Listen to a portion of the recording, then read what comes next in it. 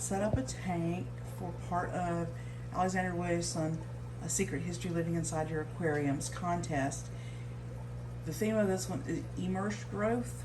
Well, I don't have any yet, but this is my 47-ish gallon Eheim tank that I got on sale for a steal, literally a steal, at PetSmart, because I believe Eheim has pulled out of the United States.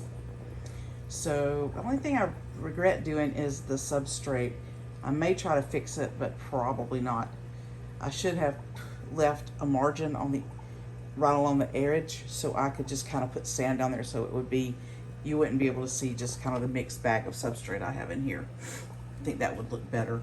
It doesn't necessarily bother me that much, but I think it would have looked better for the contest entry. But I've got a bunch of stem plants I picked up from my local LFS and some from Lucas Brett's. Most of them were immersed grown, so they're having to convert. And then once they convert, the goal for this one, and I don't know that it's going to happen, it's probably not going to happen before the contest, so it kind of stinks. But the goal is for these stems here to grow up and out of the tank. And I think it'll be a beautiful display in my living room. But right now, they've just been planted 2 days ago. So the idea for the tank came just from this piece of wood. Part of it's buried, but on the other side of these rocks, it goes down, and then I put the sand over it and it comes back out. So there's a tip of it there. That huge sword plant I transplanted where it was being overgrown in my 33 long. It's probably gonna be mad for a bit, but I'm hoping it's got a decent mix of substrate. The substrate is a mix of sand, fluval stratum, eco complete, worm castings, and a little bit of kitty litter. I reused all of it in the tanks that I've been breaking down in the garage. That I'm not gonna set that as I've been reducing the amount of tanks I care for, because I can't care for them. But yeah, the idea is to leave it top off and let it grow. I love that it's tea colored. I don't know if you can tell, but the wood is leaching tannins. It's actually Mopani wood, but it's this amazing, it just had this gorgeous shape to it, and I don't know, I loved it. Obviously I saw the arch, and then I added the dragonstone in. It's all kind of running in this line this way. Only thing I worry about is, not sure I hit the rule of thirds exactly, but it makes me happy. So I guess technically the line starts there and ends on the other third. Yeah, it's close enough. And I've got a little coconut hut down here. I'm gonna add another pisto hide probably under here. I just have to find them amongst the disorganized mess I have. But yeah, the stems are just a mixed bag, and please don't ask me what they are because I don't actually remember. I'm hoping they'll take root and thrive and grow up. I really love it. I'm gonna leave the arch part of this out, just because I think it's pretty. Also, I think it goes right above the rim anyway. The fish that are going in here, still working on that. It's designed to be seen from all angles. Right now it has no filtration. Still trying to work out what I'm gonna put in here.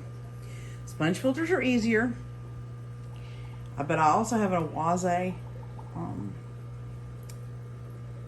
canister that I haven't put on anything. I may put it on this simply because with the pre-filtration in it, it's easier to clean than other canister filters, because quite frankly, my arthritis hands have a hard time just dealing with the canister filters, and my back doesn't like picking them up. And that's the truth. Quite frankly, the fact that my body is going, you're 54, I'm gonna fall apart, is really insulting. But we're gonna do what we can to keep ourselves together. But yeah, I've added that wine aside. I added some extra Mopani wood I had from other tanks. There's a piece here. And then there's another piece I added. I think you can see it more from the other side. We'll walk around. So this is the edge view. It's a little bit murky still. Like I said, there's no filtration on it yet. And I did throw some of the Fritzheim 7 in there. But the idea for me is I want the stems to grow up and out on the side, this side. And on the sword might grow up and out. I'm not sure. I'm not sure if it's humid enough for the leaves to accomplish that. Oh, look who's looking at me. Hey, guys. I so rarely get these, but I cleaned the front glass so you can see them. These are my rainbow cichlids that I got from Bob Kaler. The parents, so I guess he's a great granddaddy because the adults were born in his tank from a pair he has. And then these babies were on from his babies. So, yeah. They're so rarely out. Look at you, handsome fishies. They're kind of shoehorned in a 40 breeder right now. They're going into the 55. I just thought I'd stop what I was doing and film them because they're just, the closer I get to them, the quicker they'll hide. But there's quite a bit of them.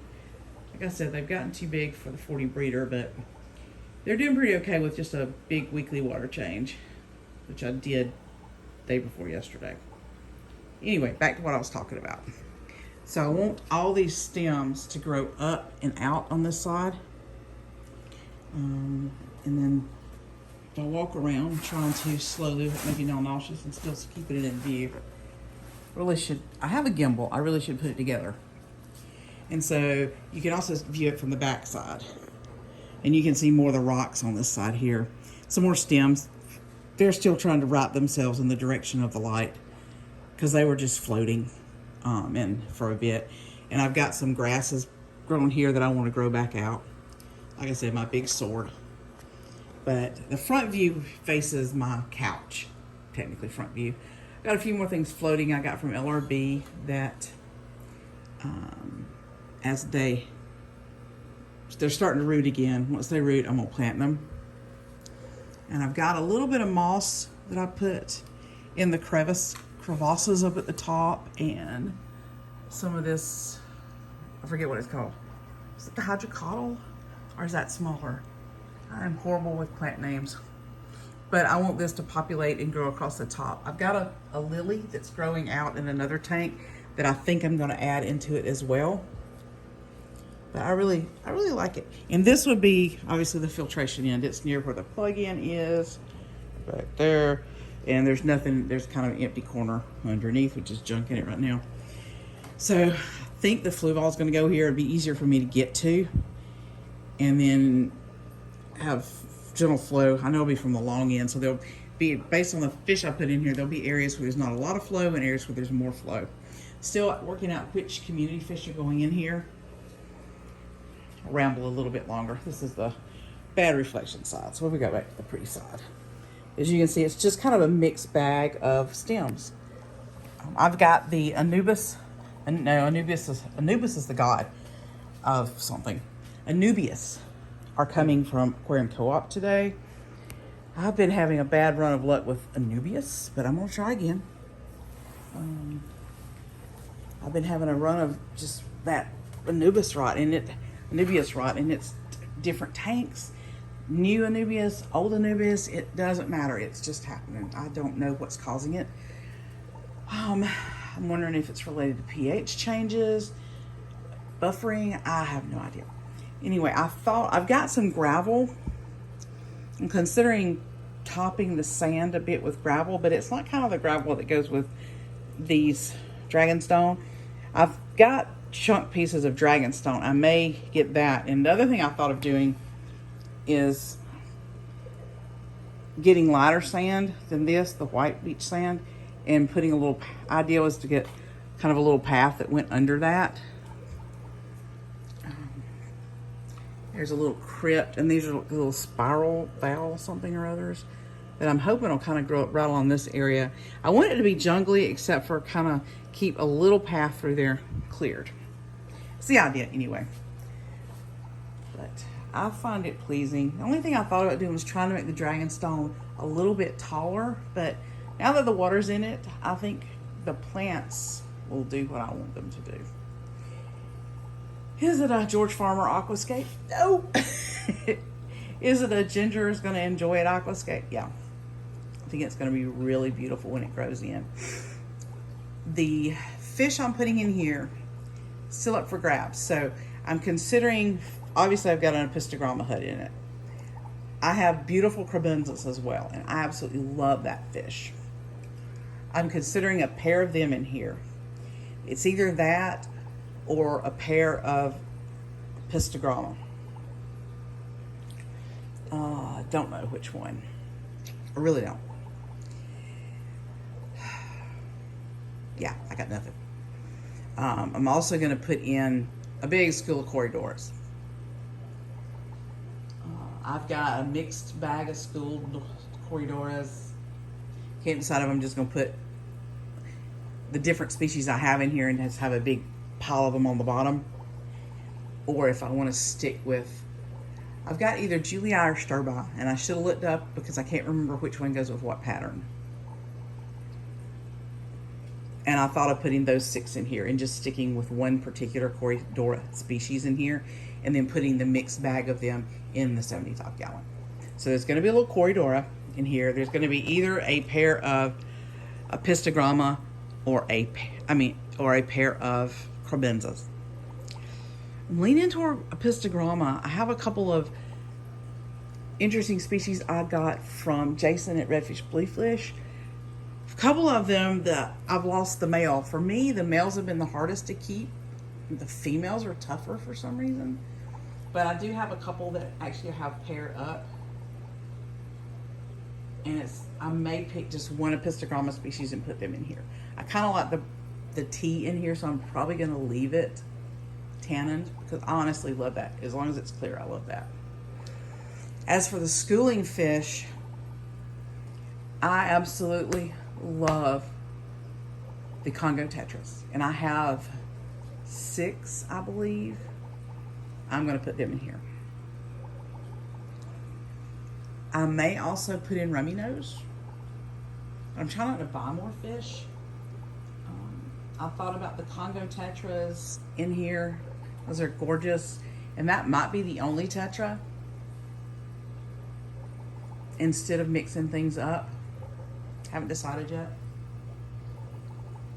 I've also got a big school.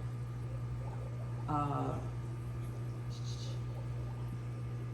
can't ever remember if they're Buenos Aires or Von Rios, but these guys over here with the red tails, I thought about pulling them out along with these green barbs, because the green barbs have been schooling here with all these fish and they haven't been causing a problem, but I've got a really nice school of them. Thinking of putting them in along with these tetras and the, wow, it is, in my defense, 6:30 in the morning. I'm not a morning person, but I woke up and I don't want to fall back to sleep or I'll ruin half the day. And then the Congo tetras.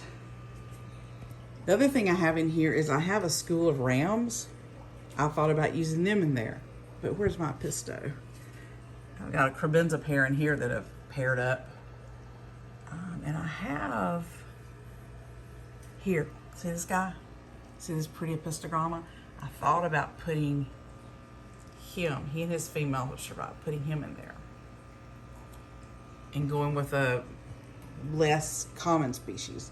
And then I have some long-finned, you can just see the end of the tail here,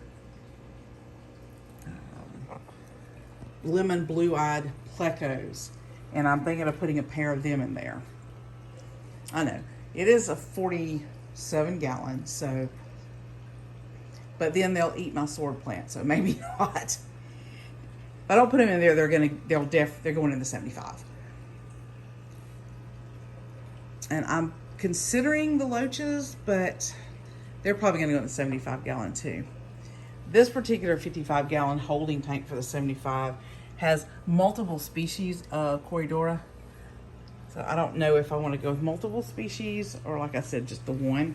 Now I've rambled for almost 15 minutes.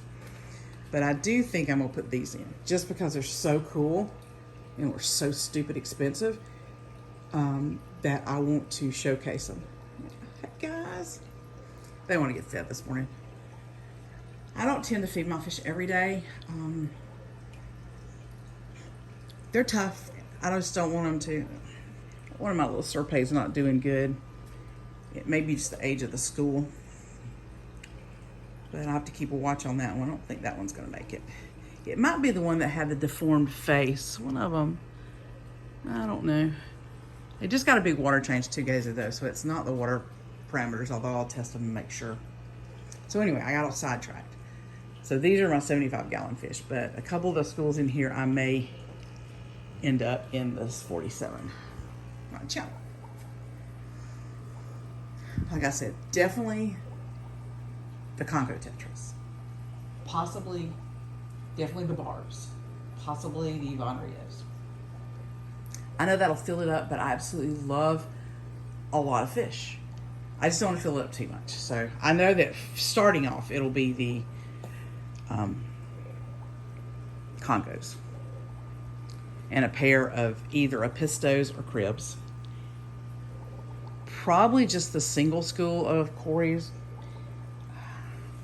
Probably just the Julia, but I'm not 100% sure. Still not 100% sure. Keep thinking about it. Okay, now 15 minutes of me just rambling. But I ended up really liking it. Like I said, I'm still not 100% sure. It's almost a triangle shape. It'll end up, but, you know, I'm sort of a feral aquascaper. I start it with an idea, and then, you know, sometimes it works out, sometimes it doesn't. Like I said, the only thing I thought of was making the dragon stone a little bit higher, but I don't have any that kind of, I do pressure fit. I don't have time to, whatever it is, to put them together and make them stick together or cut them down to size. I just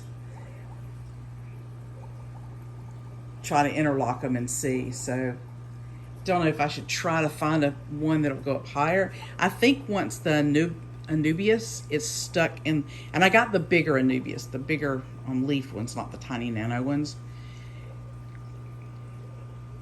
just because I like them better, honestly. I'm going to stick them in the nooks and crannies and stuff too. That'll give it some more height. I don't know. This is what we're going to get anyway. So yeah, now I've rambled for almost 20 minutes about a tank. I don't know what I'm going to, everything. Oh, I have a pink flamingo crypt that I'm going to put in here. It's got a Fluval planted light tank light on it, so I think that'll be enough light. Hey, Sherlock. Say hello to the people. Yeah, I think that'll be enough light. And I'm going to add some more botanicals. Like this one's just floating because it dried out and now it's got to resaturate. And I've got some more twigs that are floating in various places once they're down. So it'll look a little bit more, it needs more detail. Like I'm going to put the twigs in and around the rocks, and I am going to break up a smaller piece of dragonstone so I can put dragonstone chips along it and kind of add some detail into it. I think that'll bring it up to the next level a little bit. I can't decide where the pink flamingo crypto's probably going to put it front and center, like maybe up here. I think it needs good light, so I don't want to put it in the shade. It grows slow, so it might go back to the Pisto hut. They won't bother it, I don't think. And I'm thinking of I need something over here. That's probably where another little coconut hut will go. But I also need another plant under there, so I may pick up a crypt at my LFS or rip one off of someplace in a tank and put a little crypt under there because they should be okay. Maybe in the shade. Or put one of the big Anubis over there. Or I might, no, I don't. And then I'm going to put I've got a little bitty lily that is over here, if it's still in here, or if it's not floating. Okay, I know where it was. Here it is. You can see its little bud with its tiny little leaves coming out. I'm going to move it.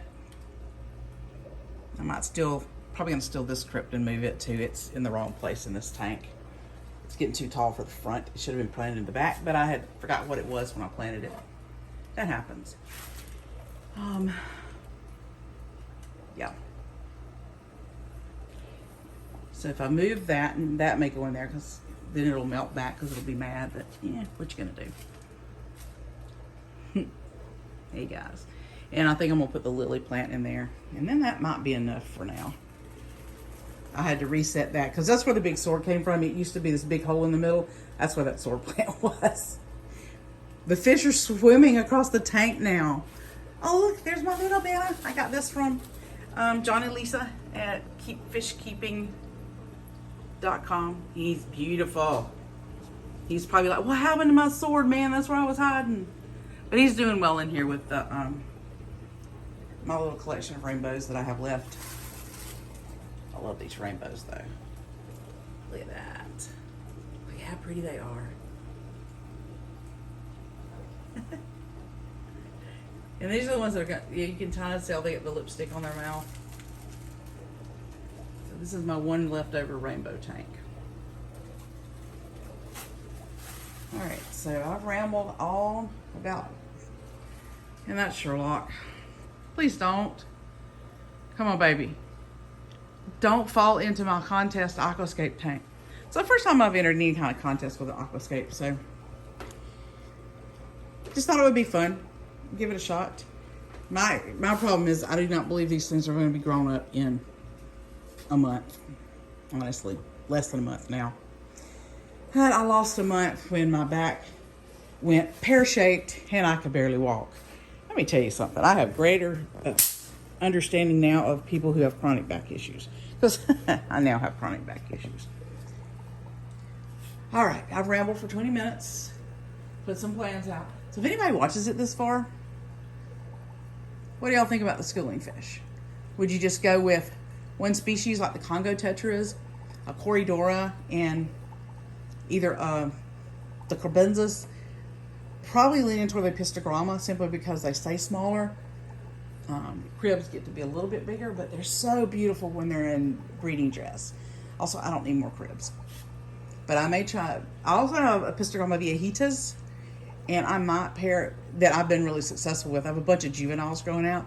It's possible I will put the juveniles in here and see if they'll pair off, and then I can move the ones that don't pair off somewhere else.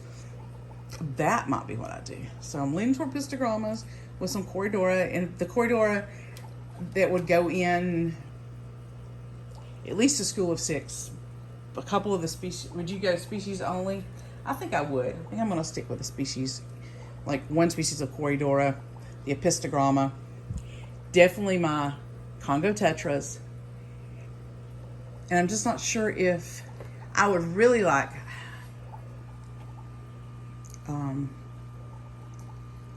and then start from there and see. Those are the 3 species I add. A pair of Epistos, or my Viejita grow out Epistos and see if they'll pair off. My Congo tetras and my 6 Corydor, probably the, like I said, I can't remember if they're Julia or Sturby. But, and start out with that and see how it looks and how it does. All right. Wow. Rambling 22 minutes. This is Sherlock. He likes to sit on top of this tank, which is the 40 breeder, or he likes to get on the 33 long right up here. Why? It looks straight out the back door window, and he can be of a height to watch the birds better. And he also drinks out of the tank. You better be careful, because this is Tater's tank, and he might just eat your face off one day. Okay, I'll stop now. But yeah, if you've watched this far, or if you kind of let me ramble during a water change or something, let me know what you think.